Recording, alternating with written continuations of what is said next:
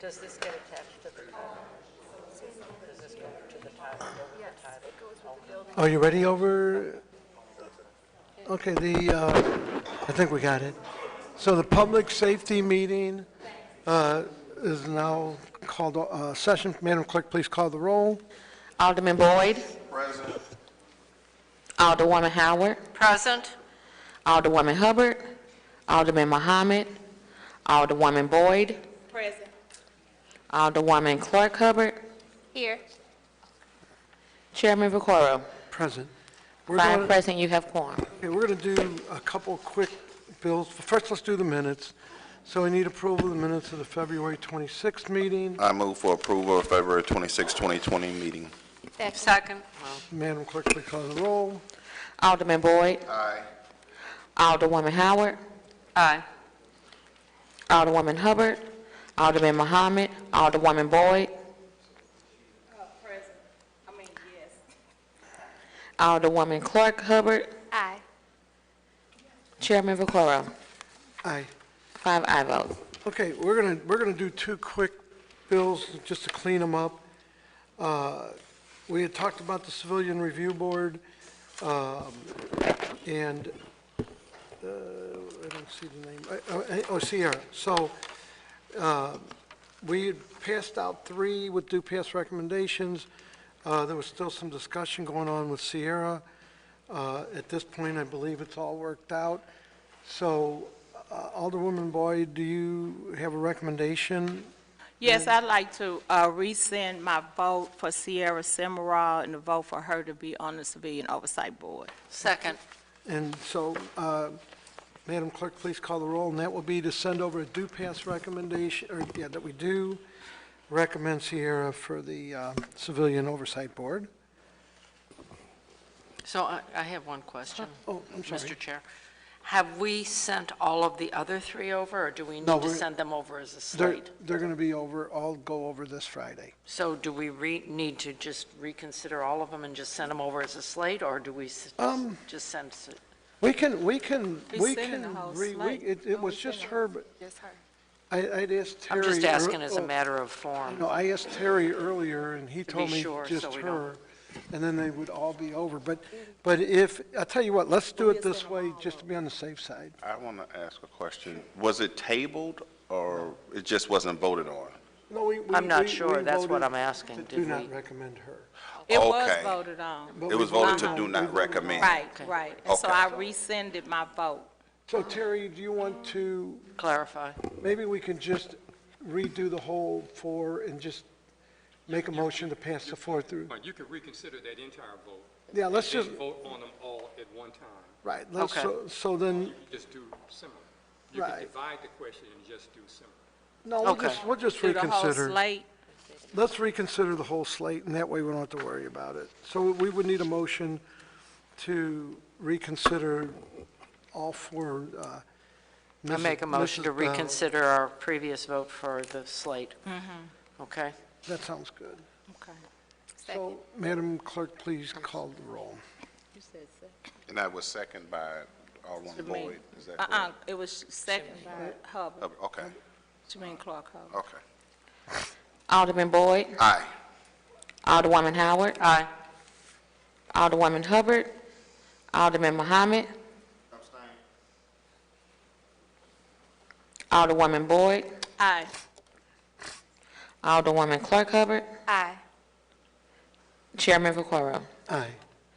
5 aye votes and 1 abstain. Okay, so we pass that out. So what I want to do next, I'm sorry. I don't know, we To reconsider. reconsidered the vote, so now I think we have to pass out the Okay, appointees. thank you. I need to make the motion. Okay, I I'm make a sorry. motion that we pass out all 4 appointees to the Civilian Oversight Board as recommended. Second. Previous roll. Seeing no objection to previous roll. And I'm sorry I'm speeding along here. No apology necessary. Alderwoman Spencer, Board Bill 231, if she's not here, I said She's I here. would do it. He was just here. She's there. Oh, I was like, You get the, take the podium, just gives a real short explanation of it. I think we all understand Kind of know what it. it is. Thank you, Mr. Chairman, members of the Public Safety Committee. Board Bill 231 would essentially add a charge of $150 to cover the cost of the city providing police security escort services when we board up a building that is dangerous and deemed dangerous by the building inspectors and require a police escort. I have to give our 3rd District Police outreach officer in Campton credit here for identifying this as an issue, the resources that the police department are putting towards boarding up buildings and accompanying our building division. This is an extra cost that the city bears for securing vacant buildings. And if we can impose these fees, this will help to cut down on these predatory property owners that continue to let our buildings fall down within our city of St. Louis, and this will allow us to essentially punish those bad players that are letting their buildings deteriorate and be unsafe. And I know, I'm sorry. I And know with the that, building Mr. Chairman, divisions the building division is supportive of favor. this. They will be able to put the fines on within the building division. And again, this is just a way of disincentivizing holding on to vacant, abandoned buildings that become a danger to the surrounding community. Okay, so questions, we'll start with Vice Chairman Boyd. Yeah, I just want to make sure, or were we saying that we have issues when the building division goes out to board up or to demolish a house and people are obstructing them from being able to do their job? Is the reason That we does need happen, police? yes. So essentially what you have, when you have a building that requires a board up, typically the building inspectors will go out. What's happened in my district and from my understanding throughout the city is oftentimes you'll have a problematic property that will it's dangerous. The building inspectors don't feel safe going there because there's squatters, there are habitual squatters and things of that nature. There's combative people within the structure, and so they require a police escort. This not only makes the board up a prolonged process because there has to be a level of coordination with the police department, but it's also an extra burden on our officers. It's an extra cost to the city, and the property owner only pays $80 to have the door boarded up. And so it's really not the proper disincentive for the property owner to get moving on securing their own properties. So this will be tacked on the back end and hopefully get these things moving. Okay, I didn't realize we had a big problem with that, but I think it's a good idea. So I'd like to be a co-sponsor. I would also like to be a co-sponsor. Alderwoman Howard. I think I had already requested to be a co-sponsor. You are, yeah. And the question was asked earlier whether or not we could make the fine higher. I would love to. Frankly, I think we should charge a lot more for this type of activity on these unscrupulous property owners. The problem really is a state law, the Hancock law, that requires us to only charge a fee for an actual service provided. And we did the math. We calculated the amount of time on average it would take for 2 officers to accompany a building inspector, and so that's where we came up with the $150. I have another question. So along with the fee for boarding up, Yes. or whatever other fees are included in this, if they're clearing the building out from squatters to demolition or whatever that was, those will be, this is an additional $150 if Correct. police are called to the scene. Correct. So if the police are not called to the scene and it's a regular demo, there's no charge. There's charge for the But I mean, other yeah, just activity. for the- This yeah. is just yeah, that's exactly right. So this is additional charge for that police escort to essentially invoice for the For expenditure the on that city service of thing. Yep. security. Okay, I think that's a great idea. I think that people that are derelict building owners should pay the price. Okay, thank you. Alderman John Mohammed. Alderwoman Pam Boyd. I want to thank Alderwoman Spencer for this, and I don't think people realize the danger that the building division goes through because we have people that are using LRA properties as trap houses. And so they're storing their drugs in the properties. We've had incidents where they'll go to board the house or secure it and guns are pulled on them. And so that's why I've really support this bill. I just think it's not enough fine, but it's okay. We'll deal with that. But I just think the private owners need to be more accountable in our city for leaving these properties where we can either have a child snatched in there or somebody can OD up in there. And so it's just too much access, and it's not protecting us as a city. So thank you for putting that bill out. Alderwoman Shameen Clark-Hubbard. No questions. Thank you for this legislation. I would like to be added as co-sponsor as well. Okay, so, Alderwoman, if you want to close, we'll go ahead and take a vote. You know, I have one amendment, and this is an amendment that our council brought to my attention. Unfortunately, when we passed an amendment to the building code last year, it wasn't updated in the city code. It's really an administrative amendment, but it does need to be passed just to be compliant with the sort of amended building code that we've been amended last year that didn't get formalized. So, Okay, so this would be amendment number 1 to Board Bill 231. If you want to go ahead and state your amendment. yeah, We have and it in again, front it's of just us. sort of administrative. As our counsel, Louis Galley, pointed out, we had made an amendment to the building code last year that didn't get formally codified. So when the bill was written, it was written with unupdated language. So in order for us to further update that language, we have to go to the updated language, and this just kind of puts in that updated language into the new bill. Okay, let me just go down. So, Vice Chairman Boyd, if you had a chance to... Let me give everybody a minute to see. So we're inserting, So it's actually, as pointed out, this was an amendment made in the 2017 session. Unfortunately, we should be updating our code on a 6-month basis, and we're failing to do that. So when we're writing new legislation, it isn't immediately clear to our council the language to use. Which is, It just seem like your mind gone. Let's give everybody a minute. and then there was, I'm trying to follow Lou, if you want the line, so I'm on, to up there, please. No, on hey, Lou, page 1, Lou, stand line at the- 17. Come up to the big phone. So you're saying to amend said board bill, page 1, line 17, beginning on page 1, line 17, following the words and figures and sent to. But on line 17, it says the Office of Comptroller. And the one I have starts with the Office of Comptroller. And line 16 would start at the end and sent to. Then 17 follows with Comptroller. so at the very end of page 1 where it says that shall be certified by the building commissioner and sent to the office of the comptroller, and then we would add in administrative fine violations issued as a result of building code violations may also be certified by the building commissioner. And that allows the building commissioner to issue the fines. It's a new sentence, Alderman, so after, Right, but it really, okay, so it would start after, line 17 would say the Office of Comptroller, not and sent to, because that starts on line 16.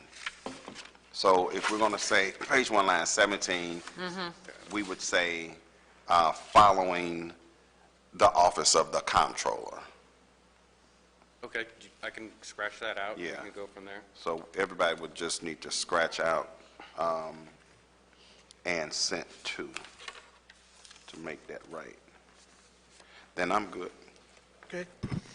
Alderwoman Howard? I guess my question is that, and this is just a procedural, so either or, and then who collects the fines? I guess that's, I don't know whether that's a question we can answer, but in other words, the building commissioner, his designee, or the comptroller can assess these fines? So right now, when you have a board-up fee, that fee is assessed by the building division. This would Okay. be in the exact same manner. Okay, So, which makes sense. yeah, it's just So in kind of- other words, they wouldn't have to fill out paperwork to send over to the Exactly. It's- comptroller's office. That's why we wanted to go through the building division, so they're Okay. already they're the ones identifying it's a danger to their employees, as Alderwoman Boyd pointed out. And so they would issue the fine for the board up, and then they would tack this on top of it in those instances where it was required. Understood. Thank you. That's all I have. Alderman John Mohammed. He's not here. Oh, I'm sorry. Alderwoman Pam Boyd. So the fines, or they're tacking them onto their taxes, or how are we going to make sure that we get the dollars? That's now, getting them paid is a different issue, but Right. they are tacked on as a lien. So anytime you have building code violations and those board-up fees or the mow fees, they are always tacked on. And in order to transfer the property, you got to clear those out. So they go with the property. So it's not a perfect system, because I would like to make sure at the end of each year, we're collecting each one of them. A lot of times they do stack up, but they are tacked on, and eventually their bill will be due. Okay, thank you. Alderwoman Shameen Clark Hubbard. No question. And I have none. So, first, I guess we got to vote on the amendment. So, I'll take a We adopt amendment number 1 to Board Bill 231. Second. previous roll. I move that we pass Board Bill 231 out of committee as amended with a due pass recommendation. Second. And previous roll. Thank you. Okay, thanks. So, what we're going to do, I want to have the MakeWay group come up. So, this was something that I thought was interesting. I thought the committee would like to see this. What this does is, they want to put, they got this on MoDOT. They want to be able to send alerts to vehicles when emergency ambulances, police cars, fire trucks are coming. It sends out an alert to let people know that in front or to the sides that emergency vehicles are coming, to help maybe prevent those crashes where the cars are coming through. But I'm going to their little presentation will help explain that. And you have handouts, right? Yes. Okay. Yes, I Oh, think you they're already here. have They're in them. front of me. I don't know why I'm false. So go ahead and introduce your name, and you're going to make you sign a piece of paper so you're on our minutes, Okay. and it's all yours. All right, thank you. Good morning. I want to thank Committee Chair Cara for this invitation to make this presentation to you, as well as the members of the Public Safety Committee. My name is Mike Walsh. I am the founder of MakeWay. My background is I used to be the CEO at Eagle Bank here in St. Louis that sold to Enterprise a number of years ago. Make this really, really simple and quick out of respect for your time. You do have the presentation in front of you, but basically the reason that we're here is for two asks. One, to allow us to work with the City Police Department. We have been, my team is behind me, we have Bill Bader, Tom Cook, and Spencer Allen are all part of the MakeWay team and the technology side of the team. We've been working with the City Police Department very, very quietly. Larry O'Toole is a high school friend of mine. So we had this concept, presented it to Larry. He's really been, him along with a number of other emergency responding personnel around the metropolitan market have been instrumental in helping us build this technology. The purpose is to save lives. So our ask is to allow us to work with the City Police Department to install 5, 6, or 7 of these devices. They're hardwired into the vehicle, and they provide us data. Right now we're working with the City of Kirkwood, the City of Eureka. We're working with MoDOT. We're working with GM. We're working with AT&T to provide this technology for our first responders. So we've got a small little video and a little bit of the presentation. We can go through this very quickly if you would care. So Bill, if you want to. Okay. This is a city police car. Oh, boy. That happens to be my niece Oh, my God. driving that vehicle. She was in an emergency responding condition going through an intersection. The car that hit her did not hear or see her coming. This is an existing problem. Didn't even tap the brakes. I'm sorry? Didn't even tap the brakes. Didn't even tap the brakes. She has been on and off disability since the accident. She has been on desk duty for the last year and a half, and she just recently went back to patrol. We can solve that problem. We have a technology that has proven its value in these types of conditions. Statistically, you may not be aware, and these statistics are validated by a FEMA study that was done in 2014. There are over 150,000 accidents a year on the roadways involving first responders. And typically they result in either fatality, disability, or a life-altering condition. The tendencies of something that we did not know, but we had belief in, and Larry O'Toole helped me validate this along with other first responding department heads around the metropolitan market, is that a significant number of injuries and deaths are incurred by our first responders en route, not on site. I think we always have the belief that these guys are on site when they're injured, whether they be at a fire, whether they be responding in a police condition, but overwhelmingly the injuries result en route. So what we have here is, what we think we've dealt with is distracted driving. I'm sure you've probably seen it yourselves.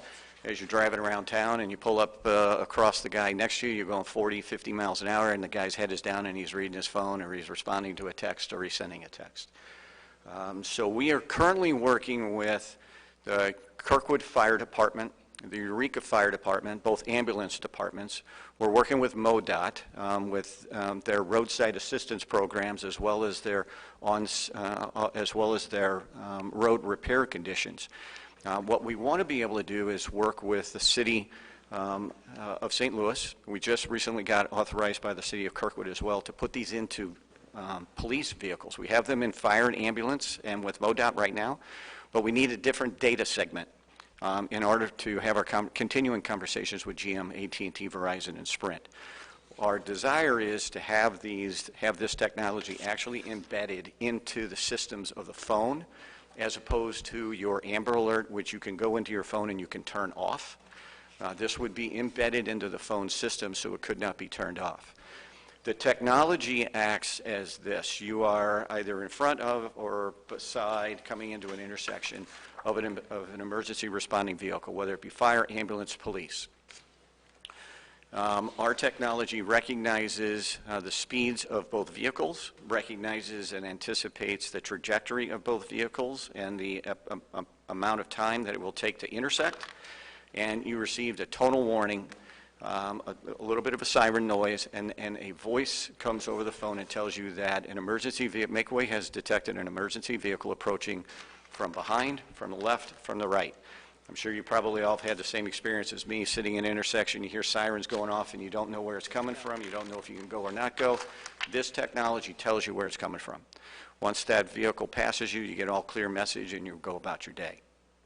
So what we're here to do is to save lives, but what we're really here to do is ask for the city's cooperation to work with the city police department to install 5 or 6 of these so that we can get the data of vehicles that are on the road all day, traveling at different speeds in different areas of the community, whether they be the local streets or the highways, so that we've got something to compare to the data we're already collecting on fire, ambulance, and with MoDOT.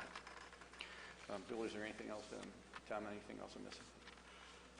So what you have here is a small presentation of what our technology does, who the technology benefits, and the benefits that it provides the city. We believe that we're also talking with the Department of Transportation. We've talked with the Insurance Institute, both out of D.C., to figure out ways to help pay for this technology.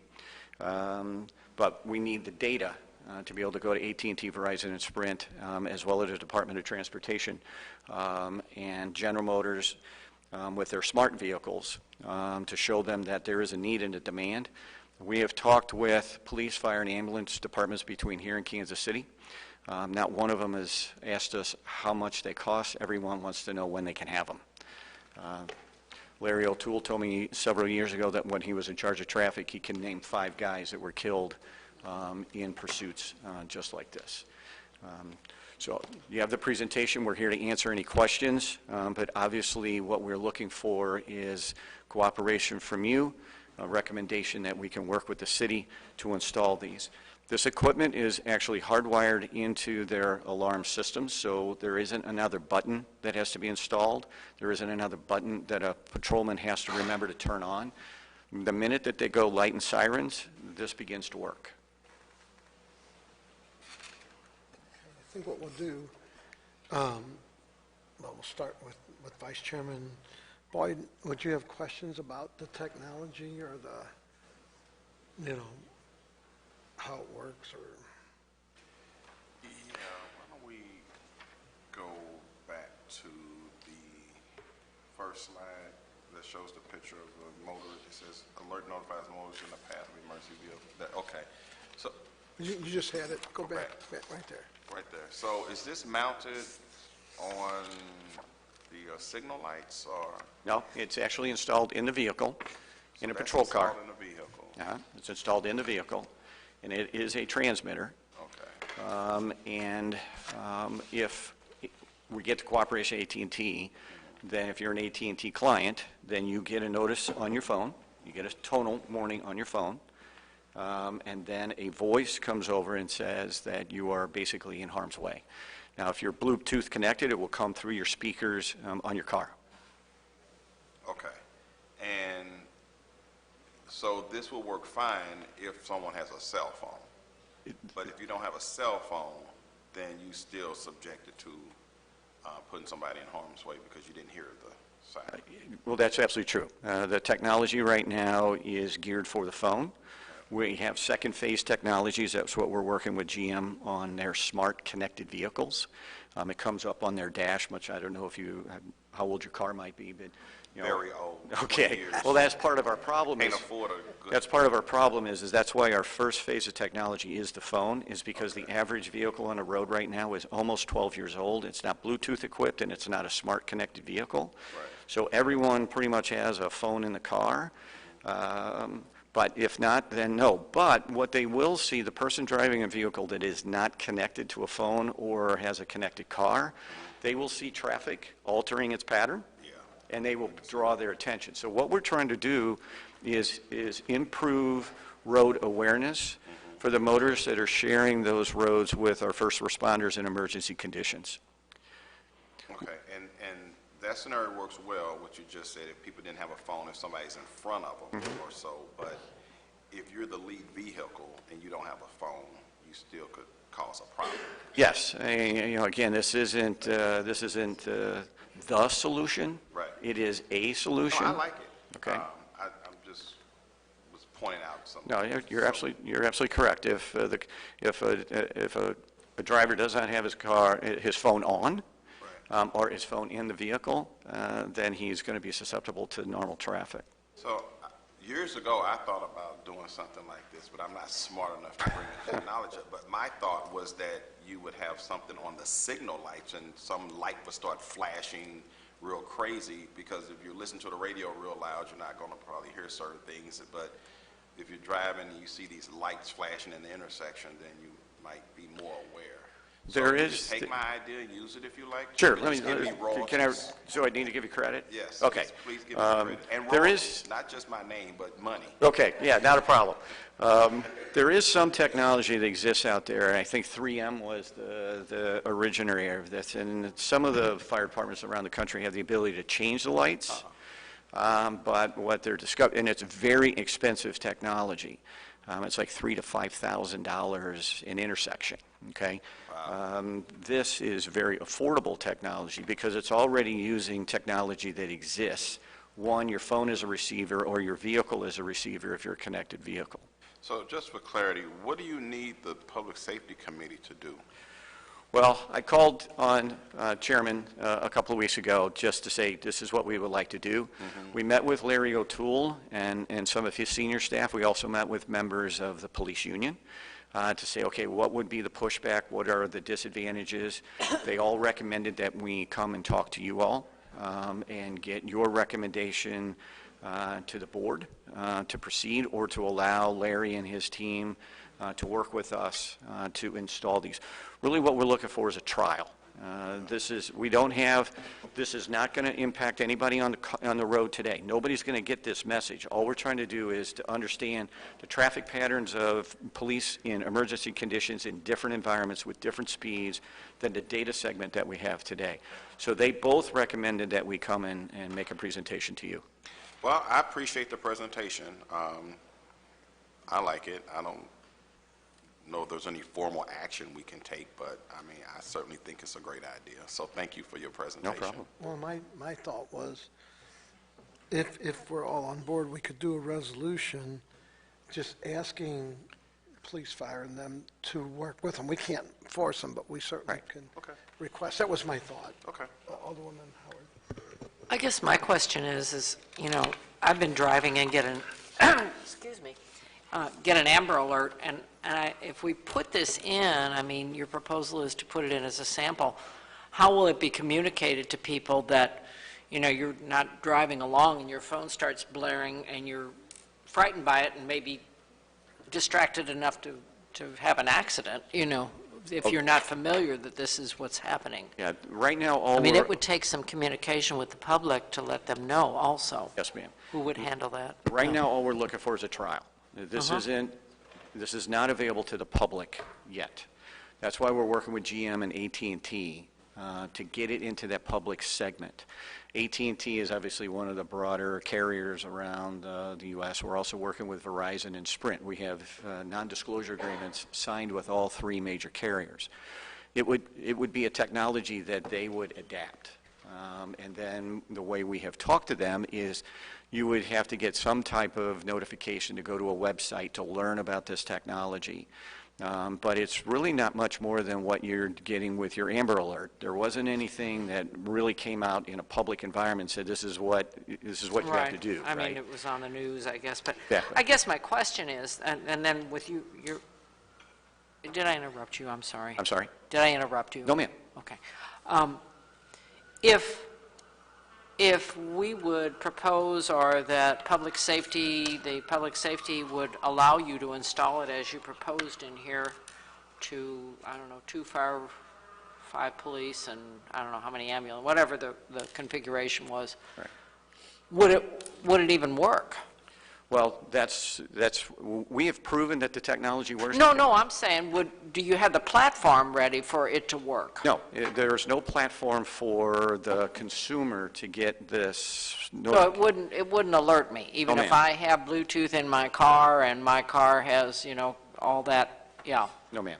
I wouldn't be driving down the road with a fire truck that has this. No, ma'am. And it'd start blasting at me. No, ma'am. You have no way to receive the message that this is emitting. Then why are you asking to Because use we it to need do the it? data on police vehicles. Right now, we've been working with the city of Kirkwood. So with what data would you collect? the speed of the vehicle, the condition of the vehicle, how often the vehicle is in an emergency response, the distances that, because the police are going to need different distances of warnings than fire or ambulance. Police are traveling at faster speeds. Yeah. Okay, so if they're traveling at 70 miles an hour, our warning system has to be projected even further. Okay, and our warning system has already been tested beyond 2 miles. Okay, but that's different than a fire truck traveling at 35 or 40 miles an hour. They don't need as long a projection. But the police vehicles are on the road 24/7, 365 for the most part. That's not the case for fire, ambulance, and Right. MoDOT assistance roads, okay? So that's why we need this different piece of data. So you're going to collect data on how often they're called out. I misunderstood. I thought you wanted to install your No, we just want to device so that you could try it out on these few vehicles, and I thought, that seems like a lot of... No, this is not for the consumer. This is not Okay. for your This is phone. just for This is you not to for your gather car. data. This I got is you. just for Okay. 6 or 8 of the police fleet vehicles so that we can gather that data, see the differences between the data we already have for different emergency conditions, for different emergency vehicle types. This is the last piece. Well, you know, and I'm not opposed to this, but I think this may be something that would need to go to the Director of Public Safety And he, you know, and it would be decided among the fire chief, the police chief, and the ambulance district, or whatever we call our emergency responders, all of our, to do this, because, I mean, Right. I mean, I appreciate your presentation, and I think it has potential. It's just that I think that if all you're doing is collecting data, we don't really need to be involved. I mean, it's just my... The only thing we can do, we can't force them. What I thought we would do, or at least I would do, is a resolution sent over here encouraging them or asking them to work with them. Okay. It doesn't mean they have to, it's just a resolution. Well, I like think they strong might be vote. amenable to this, to, Well, you and I know, get think- in on the ground floor of some technology. I think they are. So, I and mean, we have from- the technology person over there, maybe he would work with them also, Mr. Gatskin. From what I understand, it seems that they are, and I know, like I said, it's on MoDOT and that, and like with MoDOT, they're just collecting information again, but you always hear these guys getting hit, but if they send an alert out before that, you know, there's... Oh, I agree with the technology's great. But yeah, I have no problem with it, but they're not ready even to implement it. No, and I agree, we don't have the authority and power to force anybody to do anything, but I thought we would do a resolution, bring it back here, and Alderwoman, if I could interrupt, I fine. apologize. did you have more questions? No, sorry. I'm done. I have no more questions. We met with Larry, and we met with representatives of the union, and they were both very much in favor of allowing this trial. They wanted us to talk to you. Oh, I appreciate that. I'm not, To let you I'm know just what saying, they maybe were you need to considering talk to doing. Judge Edwards, because he's the head of public safety, and maybe that's... Yeah, that's Yeah, the I mean, I'm next- not giving you the runaround, I'm just No, saying no, that... no. No, and we certainly understand and appreciate your concern, especially from the consumer side. Yeah. But it's not a consumer element yet. That's what I was misunderstanding. I was like, oh, wow, we've got a long way to go if you're going to install these. I was thinking that what you were going to install is the alarm, the alert to, you know, No. so, because I'd be looking for it all the time, because I can't have here, because I played my radio and my car is Yeah, yeah. quiet. And we do plan to talk to Mr. Edwards. I mean, and that was also one Yeah. other recommendation Okay. that Larry O'Toole and the individuals from the union also recommended. And we just want to make sure that, one, there aren't any surprises. I was in the banking business, and the last thing I needed was a surprise, right? Oh, we have them So all we the didn't want you to be surprised to learn that they were working with... I appreciate that. Okay. So, because we, like I said, I don't mean that, you know, we do get surprises, Yeah, yeah, so, okay. thank you. All right, thank you. So what I think I'm going to propose, and I'm going to put something together this week with our attorney, I'm going to do a resolution just encouraging them to work with them. Good And that's idea. all we can do. So this part's over. The only thing I wanted to ask is anybody here on any other subject? Because I know there was some confusion about the vacation home by rental being possibly today. Having no one else here, then we can... I move we adjourn. And I'll second that, and thank you for the presentation. Thank you. And that's it. Hey, Jesse, you want to talk to... Lisa for a little bit.